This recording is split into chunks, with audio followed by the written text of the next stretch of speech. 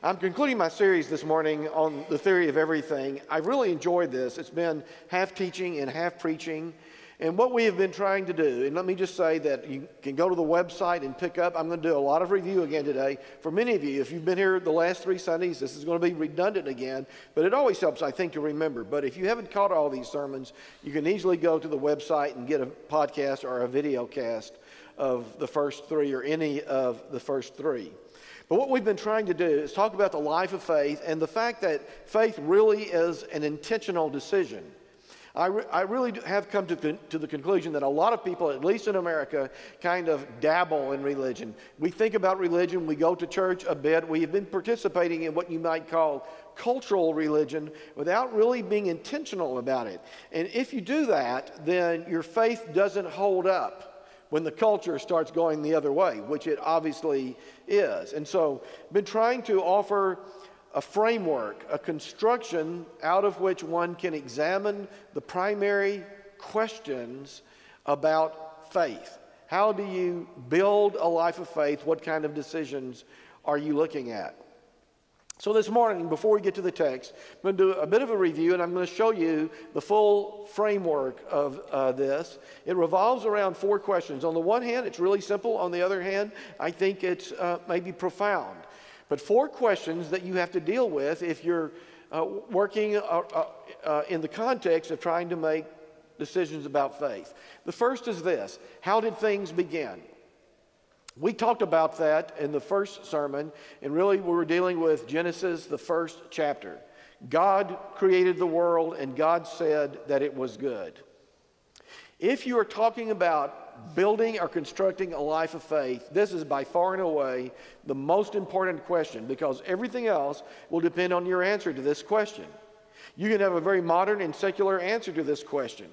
The world began accidentally. There was a spontaneous Big Bang. We don't know how it happened, but it had nothing to do with God. And if that is your answer, then you really don't need to go further than that in terms of the life of faith.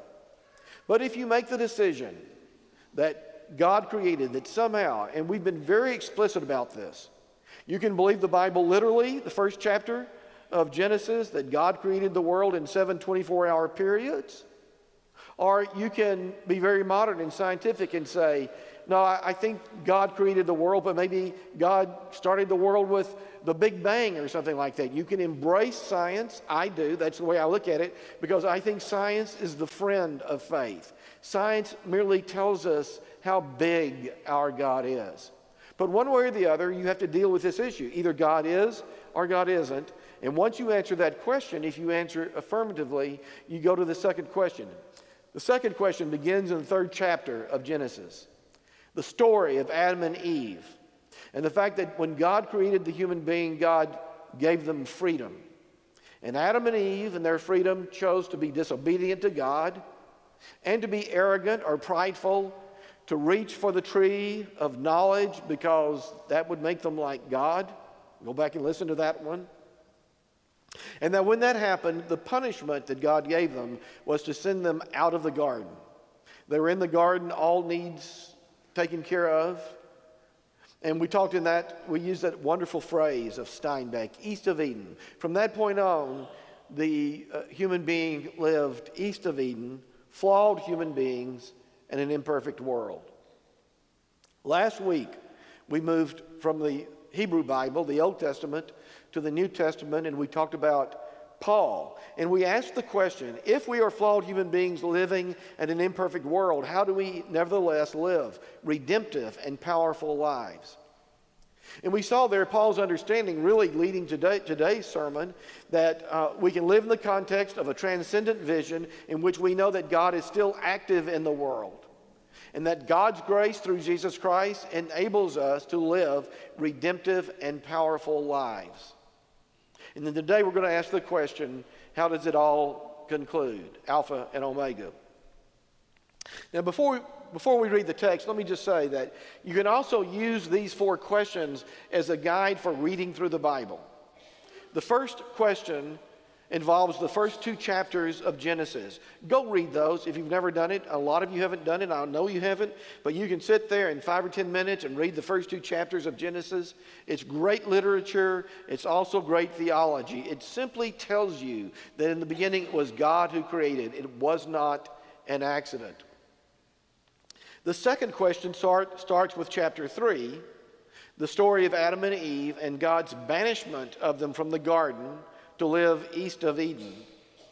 And really you can read the Hebrew Bible, the Old Testament, in the context of this second question. All of the Old Testament tells us about the attempt of flawed human beings to live without sin in an imperfect world. They were unable to do so. Many years later, Paul, looking back on that period in the life of the Hebrews, said, we couldn't do it because the law is unachievable. We are unable to live according to the law, and Paul created his remarkable understanding of grace. So when you read through the Old Testament, you're really reading about the results of chapter 3, flawed human beings disobedient to God.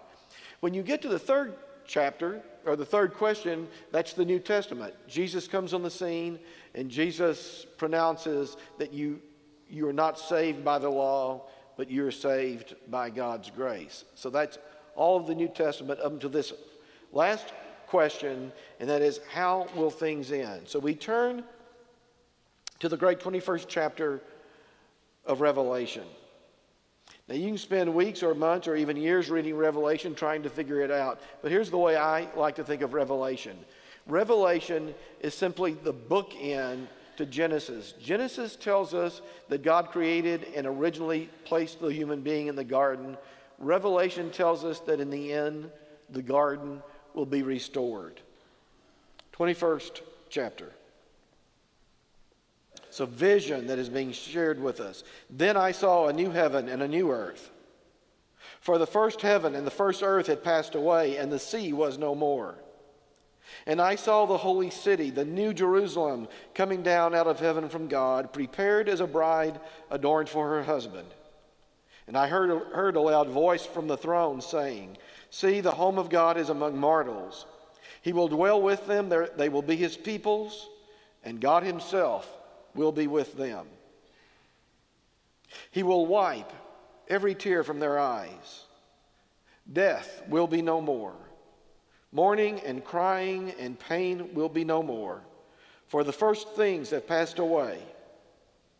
And the one who was seated on the throne said, see, I am making all things new. And he also said, write this, for these words are trustworthy and true. Then he turned and said to me, it is done. I am the Alpha and the Omega, the beginning and the end. This is the word of the Lord. Thanks be to God. When we get to this final question, how will things end? And we turn to this text from Revelation, this remarkable grandeur, the grandeur of this vision that we find in Revelation. There are 2 ways to read this. One is simply as the end of the story. If you think of the Bible in that context as like a novel, you start reading a novel and you don't know how it's going to turn out. Is it going to be a tragedy or is it going to be a comedy? Is it going to be a sad ending or is it going to be a happy and joyful ending? So you can turn to Revelation, skip all that stuff in the middle, and you can get to the end of the story. Revelation tells us that the end of the story of creation will be a happy ending. It will be a joyful ending for those who have faith in God, that all tears will be dried, that death will be no more. We will no longer mourn our losses in life. There's a second way to read Revelation, maybe in addition to being a happy ending, and that is that it is the story of how we live our lives. And by that I mean that this is a vision that not only tells us about a happy ending that we have to wait for, and one of these days we'll get there, but it is a vision which literally shapes our lives right now, in the here and now. It is a vision of God's triumph in the world that changes the way in which we live. All throughout this sermon series, I've referred to Paul and what I have called the transcendent vision, about Paul living his life in the context of a powerful transcendent vision of a God who's in charge of the world in the beginning and the end. And this is it. You see, this is the final part of that vision, that God not only created the world, but that God will conclude the world in joy and in love and in immortality. And if we are captured by that vision, if we understand that we can live by the good news of the future, what in theology we would call hope, that hope, that vision of the inevitable future literally shapes our own lives. We can see that in the lives of the disciples as an example. One of the things we know about the disciples, you can believe in the resurrection or not, but one of the things we know about the disciples from our study of history is that after the resurrection, after the crucifixion, at some point, the disciples became utterly convinced that Jesus was resurrected. And when that happened, it changed the way in which they lived their lives. Before, they were timid, they were afraid, they were unsure of themselves. And at the point that they became totally convinced that the resurrection was real, they knew the end. They knew what the end of history was going to be, and so they were fearless at that point. They literally marched through the pages of history and turned history upside down. It's because they no longer lived by the power of the past or even just the power of the present. It was the power of this future vision that changed and shaped them in terms of their present commitment. It changed everything. For Paul, it changed everything. When we know what the final outcome is, it gives us the kind of hope that enables us to live powerful and courageous and gracious lives. I don't know how many of you saw the Preakness yesterday. I admit that I missed the Preakness. I love the horse races, not because of the gambling part. I just love the horses. You know that. Such powerful, magnificent animals. But I never missed the Kentucky Derby, and I saw the Kentucky Derby, what was it, 2 weeks ago or 3 weeks ago maybe. I always love watching the Derby. And when I was watching it the other day, I was reminded of a time years ago when I saw the Kentucky Derby on TV. I don't know exactly what year it was. I don't remember who won the Derby that year, but I remember it was a long time ago because our two sons, Josh and Adam, were quite young. And I was home alone Saturday afternoon. I turned on the TV. And I watched, all of the beginnings, all of the prelude to the running of the Kentucky Derby, and then they ran the Derby. And I was watching it afterwards because, they all have all of the analysis and so forth. And then I didn't have a VCR or the way we record things these days. I just had the TV. I was watching it live. But, they always do the analysis and then they go back and they show the running again, the tape of the running. And so I was sitting there by myself watching all of this, and they were getting ready to show the rerun of the Kentucky Derby when Bobby Ann, my wife, and our two sons walked in. And I said, "Hey, quick, you guys come in here. We're watching the Kentucky Derby." And they came running in, real excited, and I sensed an opportunity here. And I said, "Hey, you guys, I've got a great idea. Why don't each of us pick a horse and just bet on that horse just for the fun of it?" Of course, Bobby wouldn't do it. She gave me a lecture. "Don, I don't believe in gambling. I don't want you teaching these boys how to gamble." I just ignored her. Adam and Josh were pretty skeptical and had a good right to be by that time in their lives. But I finally convinced them to bet with this enticement. I said, "These are great odds. If each of you will bet $5 a piece, I will bet everything in my bank account." And man, they bought that. And so we sat in front of the TV and the bell rang. The horses were loaded, the bell rang, and the horses broke from the gate. In all honesty, my horse stumbled out of the gate. But I was not worried. As they hit the first turn, my horse was way back in the pack. And the boys were cheering for their horses, but I was not concerned. When they got to the half-mile mark, my horse was just in the middle of the pack. It didn't look like he had a chance of winning, but I was not worried.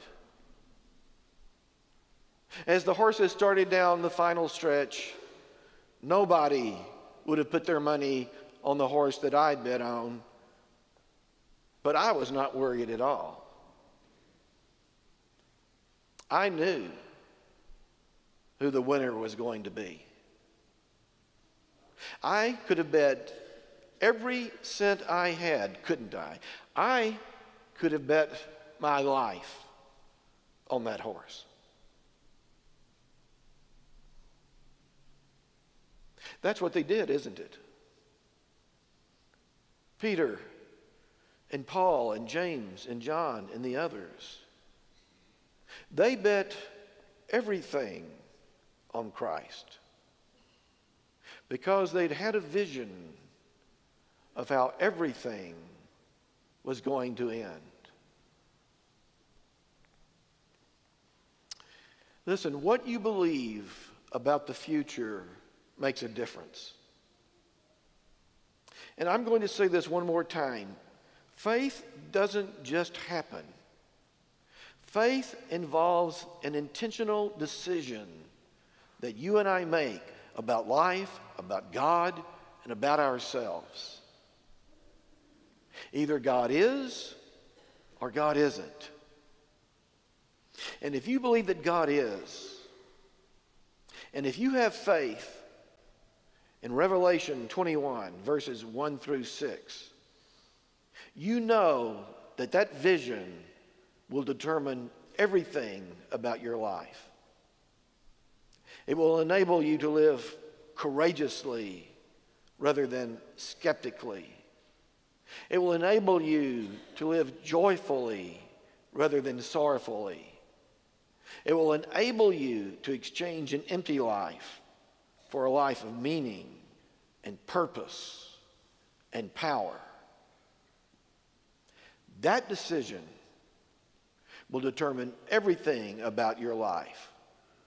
Because either you believe that there isn't a God, or you believe that there is a God, and that your life belongs to God, and that what you think and believe and what you do makes a difference. Thanks be to God. Amen.